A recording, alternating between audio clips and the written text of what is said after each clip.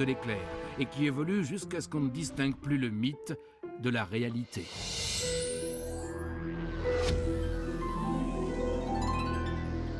Dans cet épisode intitulé « En un clin d'œil », 3 histoires, 3 revirements soudains du destin. Tout d'abord, une collectionneuse invétérée tombe victime de sa folie de l'accumulation. Ensuite, un DJ du Manitoba disparaît sans laisser de traces.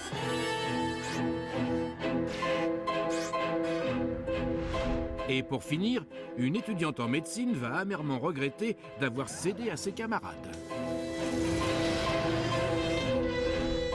À vous de distinguer les légendes urbaines des terribles faits divers. Vous saurez si vous avez vu juste en fin d'émission.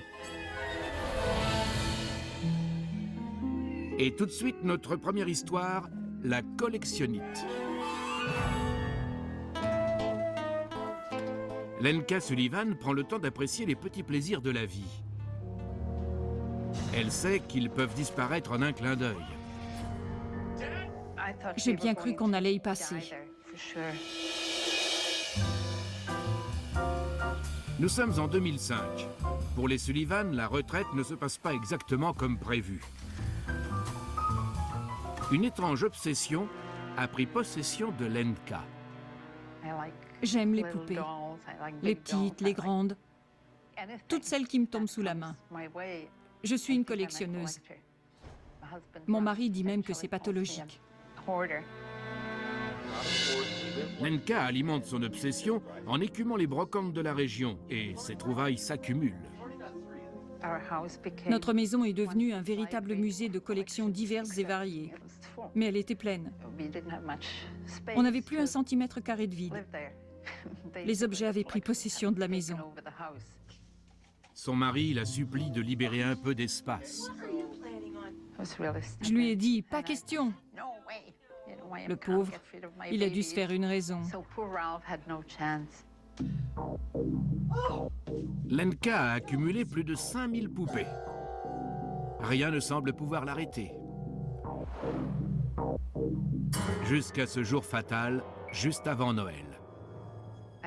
J'avais une très jolie poupée que je voulais mettre en décoration de Noël. Et je savais exactement où elle se trouvait. C'était au 3e rang sur la droite, à 2 mètres de haut. J'ai essayé de la tirer avec une grande règle, mais ça ne venait pas. Mais Lenka joue avec le feu.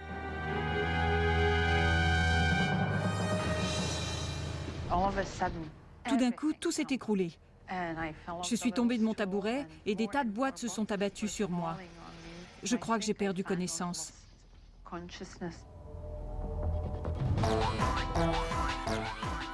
Ralph, le mari de Lenka, met près d'1 heure à s'apercevoir de la disparition de sa femme. Il la retrouve sous une montagne de jouets et se précipite à son secours. Mais cette étrange histoire n'est pas terminée. Lenka et Ralph sont maintenant ensevelis sous un monceau de poupées et personne n'entend leurs appels au secours. Pendant près de 2 jours, leur disparition passe inaperçue. Les voisins se sont aperçus que les journaux s'accumulaient devant la porte et ils n'avaient pas entendu parler d'un projet de vacances. Ils ont fini par m'appeler. Évidemment, j'étais assez inquiet. Jérémy appelle alors ses parents. Normalement, quand on laisse un message, ils rappellent tout de suite. Rappelez-moi pour me rassurer. Mais là, au bout d'une journée, rien. Alors j'ai appelé la police. Maman ? Personne ne répond. Papa ? Maman ? Les Sullivan semblent s'être volatilisés. Jérémy finit par retrouver son père sous une énorme pile de cartons. Mais où est passée sa mère? Je l'appelais, mais je ne la voyais nulle part. Elle était complètement cachée. Tu peux bouger? Chose incroyable, ils ont survécu sans nourriture ni eau. Mais ils sont mal en point. Je ne me rappelle plus du tout de cet instant. Jérémy devait être dans tous ses états. Jérémy a du mal à comprendre ce qui s'est passé. Je m'inquiétais pour leur santé. Ils sont assez âgés et c'est une expérience traumatisante.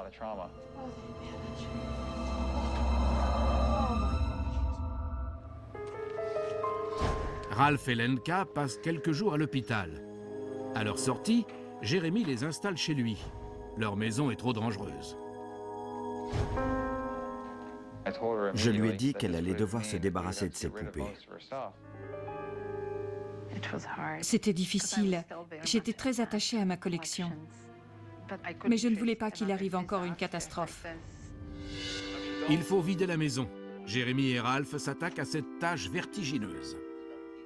Je ne savais pas comment nous débarrasser de tout ça. Mais une surprise les attend au bout du tunnel. J'ai un ami antiquaire. Il s'intéresse à différentes choses comme les poupées, les objets vintage des années 60 par exemple. Il est venu voir la collection et il nous a dit qu'elle avait une certaine valeur. Le bric-à-brac de Lenka est un véritable trésor. Je ne pouvais pas y croire. Il m'a dit qu'il avait vendu toute ma collection et que certaines pièces valaient beaucoup d'argent. La vente a rapporté un peu plus d'un demi-million de dollars. Ma mère avait un beau petit pécule. C'était formidable. Pour elle, c'est une nouvelle vie qui commençait. Tu es riche, tu peux voyager. Vous vous rendez compte de ce que vous aviez ? Un couple de retraités survit à un effondrement de cartons de poupées et découvre que la collection qui a failli les tuer vaut une véritable fortune. Est-ce vraiment arrivé? Il faudra attendre la fin de l'épisode pour le savoir. Mais avant, écoutez cette mini-légende. Mini-légende numéro 3791, Mon œil. Dans la Russie des années 70, un petit garçon myope portant des lunettes à verre épais se retrouve dans une bagarre. Il reçoit un coup de poing dans la figure, ses lunettes explosent et du verre pointu s'introduit dans sa cornée. Transporté à l'hôpital, le chirurgien s'aperçoit avec surprise que le verre a raclé la cornée et ce faisant, amélioré la vue du garçon. C'est ainsi qu'est née la chirurgie oculaire au laser. Alors vous dites « mon œil » ? En fait, c'est vrai. Et depuis, la chirurgie au laser est devenue un phénomène mondial.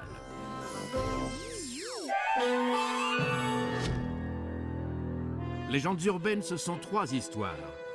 À vous de décider celles qui sont véritablement arrivées et celles qui sont de simples légendes. Vous venez de voir l'aventure de Lenka Sullivan, enterrée sous une avalanche de pièces de collection avant de découvrir qu'elle valait un demi-million de dollars. Est-ce vrai ou faux? Vous le saurez à la fin de l'épisode. Mais passons à l'histoire suivante. Étreinte fatale. Quentin Town est propriétaire d'une boîte de nuit. Des histoires incroyables, il en connaît des tonnes. Mais aucune d'elles n'arrive à la cheville du mystérieux destin d'un DJ surnommé Eduardo Sanchez. Toute la ville en parlait. C'est une histoire trop bizarre. Ce mystère et son terrible dénouement va hanter la ville. C'était un DJ reconnu et la ville bougeait pas mal. Mais une nuit, l'inexplicable s'est produit. Il ne disparaît pas sans laisser de traces. Sa disparition va confondre ses amis et sa famille et mettre la police et les enquêteurs sur les dents.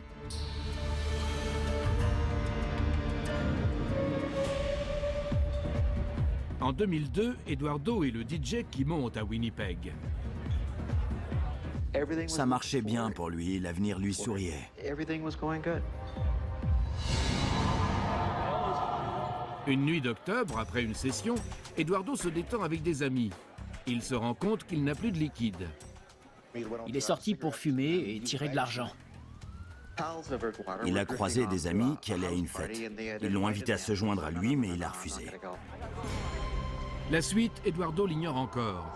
Mais sa disparition va devenir le plus grand mystère que la ville ait connu. Il s'est envolé, comme ça. Les parents d'Eduardo signalent sa disparition à la police, mais doutent qu'il lui soit arrivé quelque chose.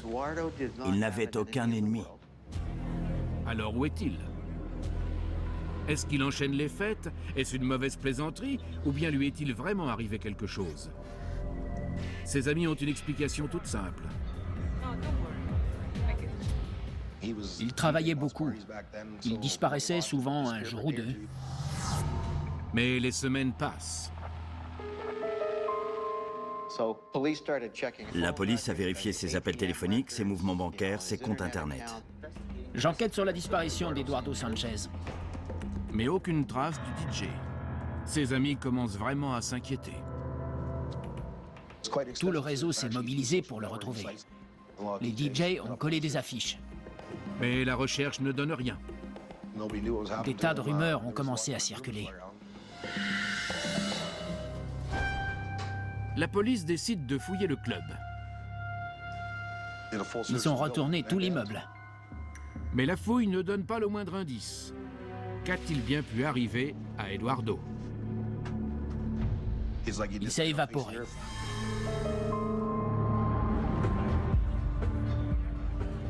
Un an a passé. Au club, tout est redevenu comme avant, ou presque. On ne fume pas. L'interdiction de fumer dans les lieux publics est entrée en vigueur. Dans le club, l'air est moins enfumé, mais bizarrement, il devient irrespirable. La fumée masquait une odeur pestilentielle. On ne savait pas d'où ça venait, ni ce que c'était. Quelqu'un finit par appeler la police. On pensait qu'un pigeon s'était coincé quelque part. La police veut en avoir le cœur net. Ils avaient des petites caméras qui pouvaient aller un peu partout. Mais les canalisations sont vétustes et pleines d'obstacles. La caméra est tombée dans un trou. Le bijou de technologie est tombé dans le pire endroit possible, derrière une cloison. C'est une cloison en placo devant un mur en béton. L'interstice est inaccessible, mais la police veut récupérer son bien. Elle passe à l'action. Ils ont fait un trou dans le mur. Ils vont y faire une terrible découverte. Le corps d'Eduardo Sanchez. Il était pratiquement momifié. En 14 mois, il s'est complètement desséché. Mais comment est-il arrivé là? Les conclusions de l'autopsie sont formelles. Eduardo n'a pas été assassiné. Il s'est mis tout seul dans cette situation. On pense qu'il s'est faufilé si loin dans l'interstice qu'à un moment, il a eu la respiration coupée et s'est mis à suffoquer. Mais pourquoi se glisser derrière une cloison? Au secours! À l'aide! Est-ce qu'il tentait d'échapper à quelqu'un? On s'est dit qu'il avait dû se droguer ce soir-là, prendre de l'ecstasy. On surnomme l'ecstasy la drogue de l'empathie. Elle donne envie d'embrasser tout le monde. Eduardo recherchait peut-être cette sensation quand il s'est glissé dans cet espace resserré. Je ne sais pas comment ni pourquoi on irait se coincer là-dedans. C'est fou qu'il soit allé aussi loin. Le plus terrible, c'est que cet endroit était loin d'être isolé.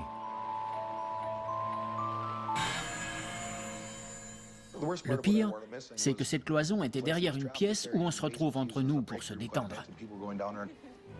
Une pièce où les meilleurs amis d'Eduardo se réfugient entre deux sessions. On était loin de se douter qu'il n'était qu'à quelques centimètres de nous.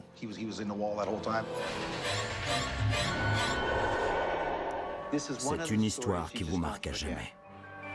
La disparition du DJ sera restée un mystère jusqu'à ce que ses amis se rendent compte qu'il était juste sous leur nez. Est-ce une histoire vraie? Vous le saurez à la fin de l'épisode. Mais avant, une dernière mini-légende. Mini-légende numéro 5116, Lapin Zombie. Le chien de Linda Rohn n'est pas très apprécié dans son quartier de Fairfax, en Virginie. Un après-midi, il rapporte le lapin des voisins dans sa gueule. Le petit animal est mort. Horrifiée, Linda lave le lapin, passe son pelage au sèche-cheveux et le remet discrètement dans son clapier. Quelques heures plus tard, Linda entend des cris venir de la maison mitoyenne. Elle accourt et sa voisine lui apprend alors que le lapin mort et enterré le matin même est réapparu dans sa cage. Cette histoire est-elle véridique ou est-ce un nouveau coup du lapin? C'est complètement faux. Cette légende a fait la une de la presse locale en 1998, mais elle est complètement fausse.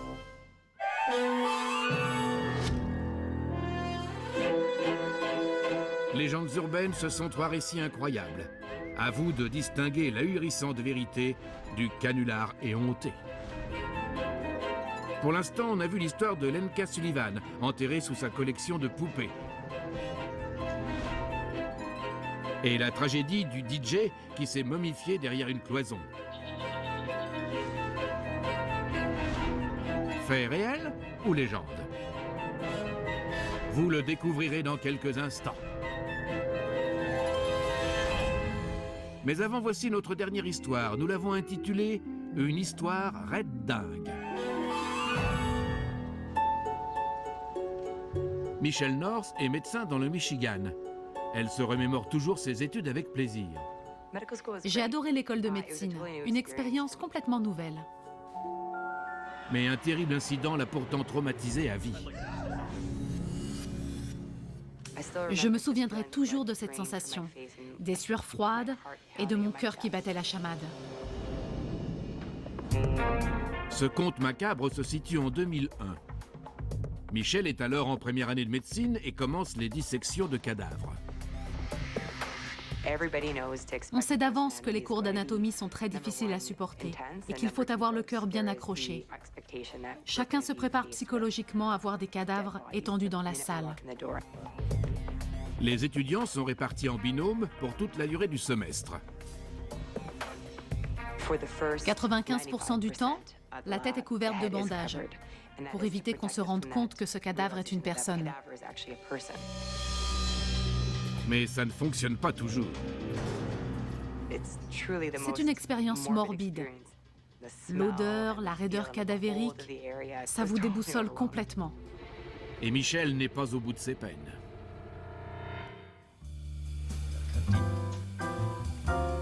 Peu à peu, les étudiants parviennent à contrôler leurs émotions. Ils sont plus à l'aise en présence des cadavres. Surtout le binôme de Michelle. Tom, c'était le bout en train du groupe. Il aimait bien taquiner les autres et moi aussi. Il n'arrêtait pas de me faire des blagues débiles. Je disséquais une artère radiale. Je me suis retournée, pensant voir Tom, et au lieu de ça, j'ai vu un bras blanc et sans vie posé sur mon épaule. La plaisanterie ne fait pas rire Michelle. Ces gens ont fait don de leur corps à la science. C'est un manque de respect à leur égard. Ça suffit. Son sérieux pousse Tom à aller plus loin encore. On disséquait la région de l'aine et pendant que je travaillais, le cadavre a eu une érection.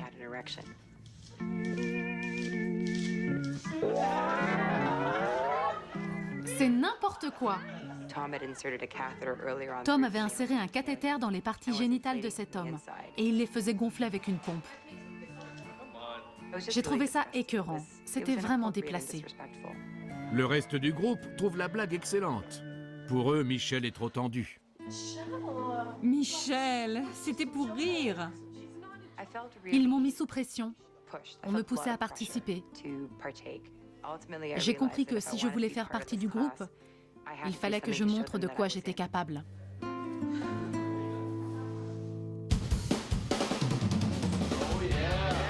Quelques semaines plus tard, Michelle met son éthique de côté et décide de se joindre aux autres. C'est vrai que c'était drôle. Et c'était chouette de rire avec les autres. Mais elle reste partagée. Une partie de moi restait attachée au sérieux de notre tâche. Je m'amusais et la seconde d'après, je me sentais coupable de faire ce genre de choses. On va bien se marrer? Michelle combat ses réticences pour prendre part à une nouvelle farce, la plus outrancière que les étudiants aient organisée jusqu'ici. Tom avait imaginé de brancher des électrodes sur l'interrupteur et de les relier à un cadavre. Et quand le gardien a allumé la lumière,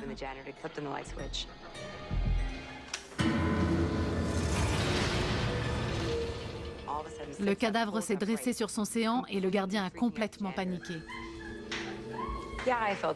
Je me sentais coupable, mais en même temps, c'était vraiment marrant.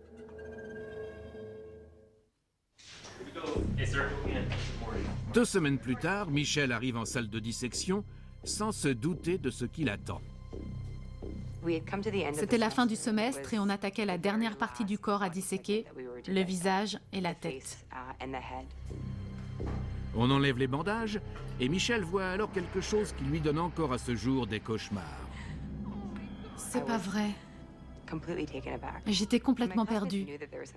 Mes camarades se doutaient que quelque chose n'allait pas, mais je n'arrivais pas à leur dire que cette personne avec laquelle on avait joué pendant tout le semestre, ce cadavre dont on s'était servi pour nos blagues idiotes et dégoûtantes, c'était mon oncle. C'est mon oncle!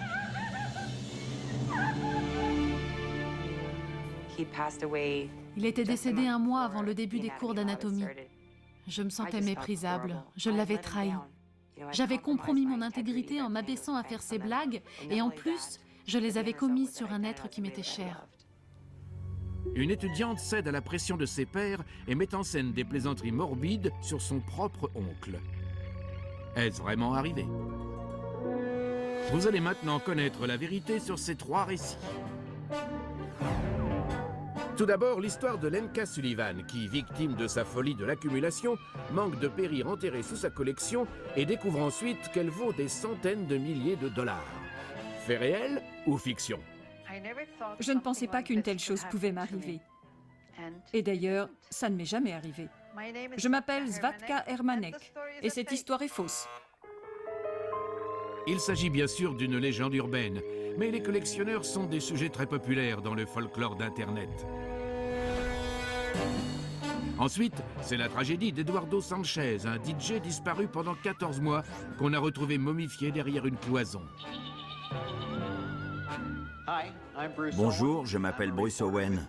Je suis journaliste au Winnipeg Free Press et c'est une histoire vraie. Eh oui, aussi terrifiant que cela puisse paraître, c'est vrai. Et on ne saura jamais ce qu'il faisait derrière cette cloison. Reste la coïncidence extraordinaire de Michel North, qui a fini par participer aux plaisanteries de ses camarades avant de découvrir que le cadavre était son oncle. Est-ce vrai? J'ai fait médecine et je suis bien médecin. Mais cette histoire n'est pas vraie. C'est faux.